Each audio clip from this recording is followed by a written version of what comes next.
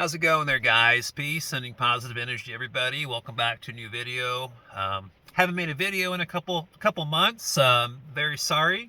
I've been wanting to. It just seems like every time I sit down or just have some of that time to just kind of focus on a video, something pops up. There's some kind of distraction. But here I am. I'm actually at work right now and just taking a little break here in the truck. There's kind of like a little rainstorm at the moment, so I decided to just sit it out for a bit, and as soon as it stops here, hopefully soon I can get back to work.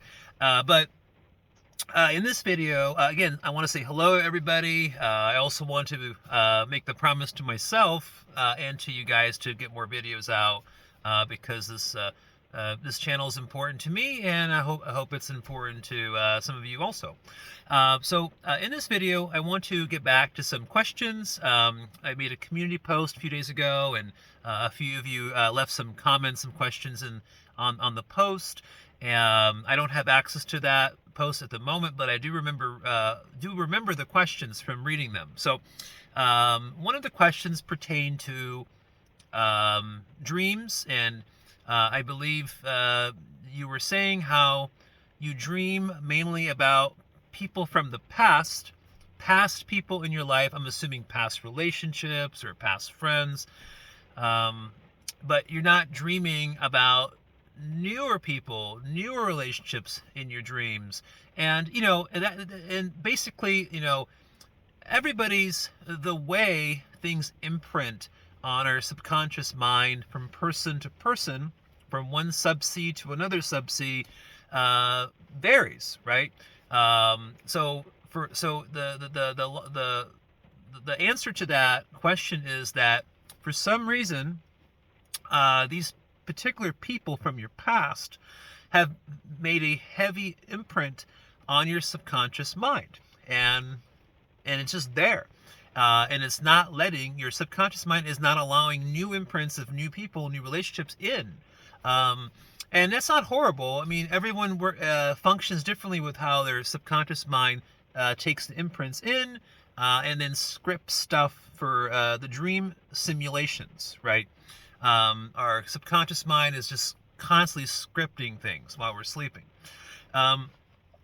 So for me, my subconscious mind is constantly absorbing things from my day-to-day activity. Good example of that would be watching some video on YouTube about former presidents, like, all the former presidents that we've had in recent years.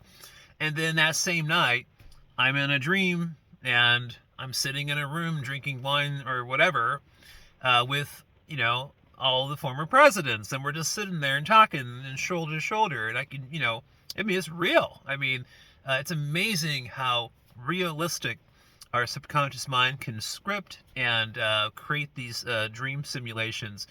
So real sometimes.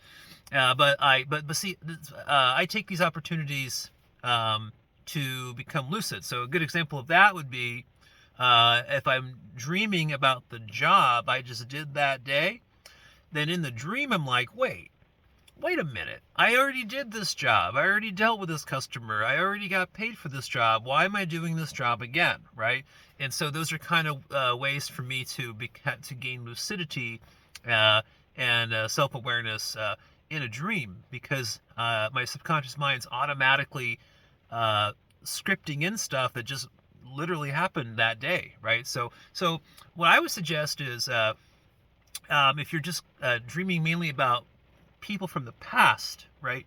Turn it into a dream symbol. Tell yourself during the day, like, yeah, when John or Susie or whoever those people are from your past, I'm assuming that these people are in the past because they're not current relationships, right? They're not current people that you hang around with or communicate with. So if that's the case, tell yourself, well, if I'm having these certain dream characters of people from the past in my dream, then that doesn't make sense because they're not in my reality anymore, correct? So turn them into dream symbols, and then hopefully when these past people start to pop up in your dreams, it will signal to you to realize that you are in a dream, to increase your alertness and awareness levels, and have more lucidity in dreams and all that good stuff, right? It's a good practice to do. Hey, we sleep every day, right? Everyone's got to go to sleep. We all got to eat. We got to sleep. So you might as well do something constructive while your body is asleep.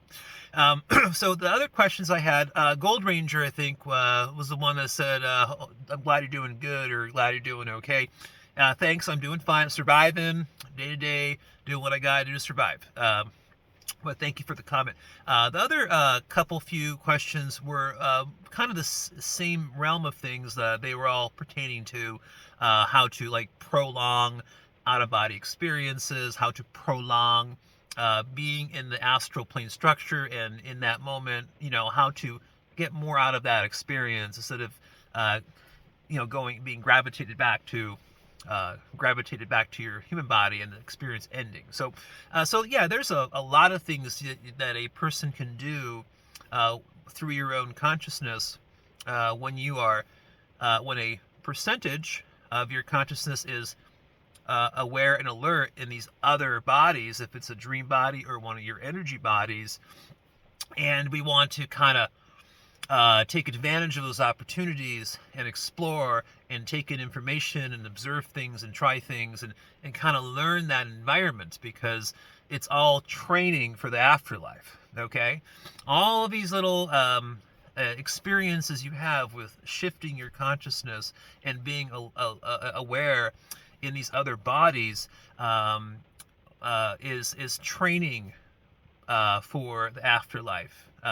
And so some ways to prolong your experiences while in OBEs. One great thing to do is, if you start to sense your consciousness is being pulled back into your human body, take that second to put your focus on any particular item in your environment. Okay, if you're in a lucid dream, or if you're in an out-of-body experience in the etheric plane or the astral plane structure, pick something in that environment. Tree, grass, sand. Go to something. Take your energy body hands or dream hands, depending on where you are, and just start to touch and feel if there's sand in front of you. Just grab the sand with your energy hands and just start to hold the sand in your hand. Rub your hands together. Any kind of focused activity on anything in that environment will very easily recenter your consciousness in the experience and prolong it. Another thing is just spinning really fast as you're spinning your energy body, or even your lucid dream body, you're spinning and you're imagining, shifting consciousness to a different location. It's helpful to have a certain location in mind that you're very familiar with, not a willy-nilly thing that just kind of pops up.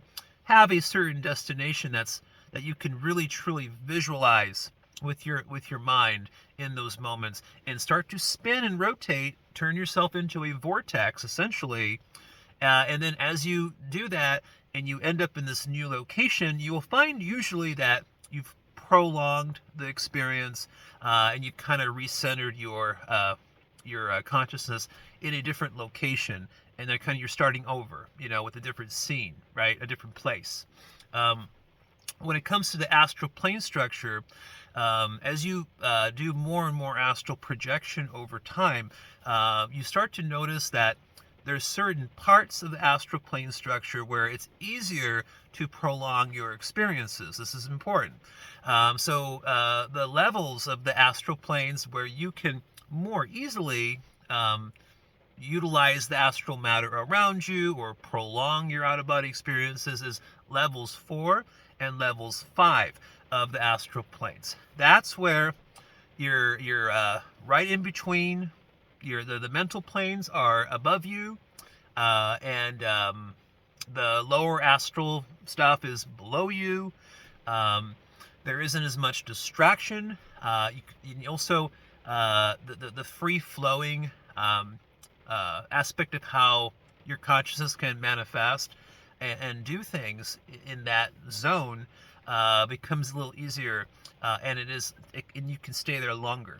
The best thing to do when you're in the 4th or 5th levels of the astral plane structure is to really take the opportunity to work on creating your own astral reality construct through your own imagination, through your own creativity, or replicate maybe something that you're already familiar with. Like it can be your current house or property where you live in the human body, right?